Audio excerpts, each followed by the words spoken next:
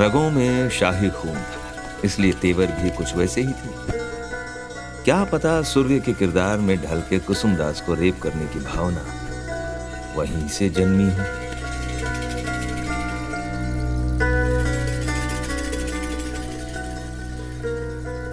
As a result पैदा हुआ कर्ण, आबिरलाल। चैटर्जी ही कहता हूं और क्या कहूं। तो यहां मिल गए हमें Surya Kunti Karna. Connection established. Next step बहुत ही प्रेडिक्टेबल है। आबिरलाल जी को अनाथालय भेजा और कुसुम का मुंह बंद कर दिया। और इस मामले में मेरे पिताजी बहुत बढ़िया खिलाड़ी थे।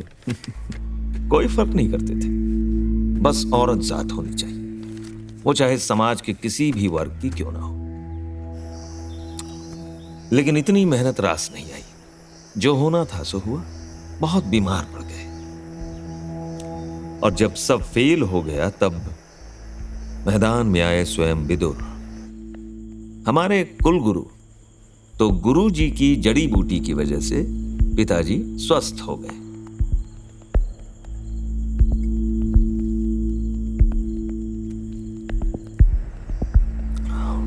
और उसके बाद सच्चाई की राह पे चल पड़े, यानी शादी कर ली। लेकिन सब कुछ इतना आसान होता है क्या? उस घिनौने यौन रोग ने आखिरी वार कर डाला। पिताजी इंपॉर्टेंट हो गए। तकदीर का मजाक देख रही हो? तो फिर आप? बहुत ही बुरी स्टूडेंट हो तुम। ठीक से मुझे फॉलो भी नहीं किया। याद है महाभारत के मेटाफर के बारे में कहा था?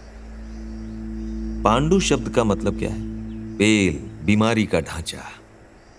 पांडु शारीरिक तौर पे असमर्थ होने की वजह से कुंती और माद्री ने अलग अलग देवताओं के सहारे 5 पांडवों को जन्म देती हैं। इस युग के महाभारत में भी वही बात तो है।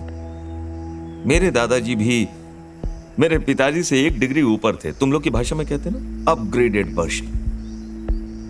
वंश को बचाना जो था, इसलिए गुरु जी की कृपा से मेरी मां गर्भवती हो गई।